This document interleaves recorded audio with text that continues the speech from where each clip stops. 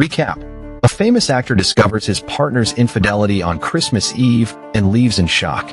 Wandering the snowy streets of New York, he almost gets run over, but a young woman saves him. They spend a magical Christmas Eve and Christmas Day together, sharing stories, laughter, and quiet moments. By the end of the holiday, both have fallen deeply in love, finding a gentle second chance in each other. Chapter 1. Broken Lights.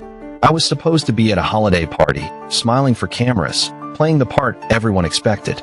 Instead, I stood in my apartment, the tree lights reflecting in a glass I didn't touch, while my phone showed a message I could not unread. My partner's betrayal was in cold text and pictures, crisp enough to break me. I walked out into the Christmas Eve snow, the city's glow making my chest ache. For the first time in years, fame felt useless. Chapter 2. The Rescue. I drifted down streets I thought I knew. Lights blurred into halos. My steps were heavy, aimless. A car's tires cut through the silence. Too close. I barely saw the headlights before a hand gripped my coat and yanked me back. We stumbled on the sidewalk, snow in our hair. She steadied me with calm eyes and a quick laugh, as if this kind of chaos was ordinary.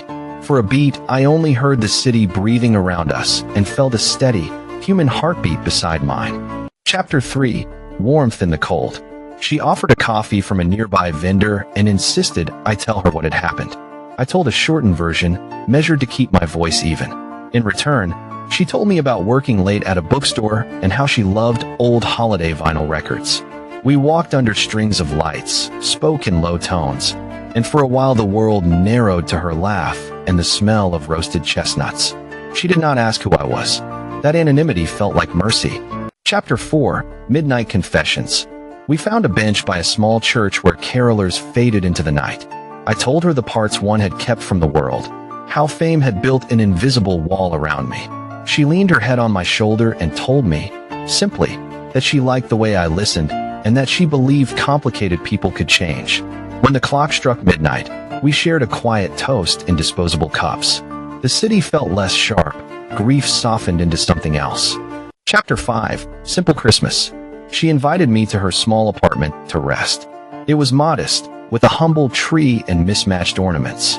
We decorated together, each movement easy and unhurried.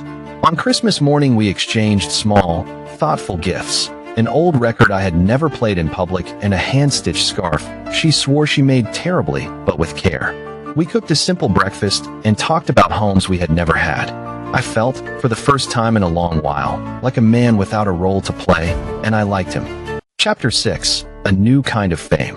On Christmas afternoon we walked through Central Park, the city draped in white. People cheered and children made angels, and I felt a lightness I had not expected.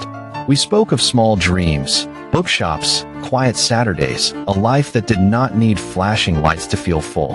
Standing on a rooftop as dusk fell, we watched the skyline and both laughed at how unlikely everything felt. Then, quietly, she took my hand and we both understood.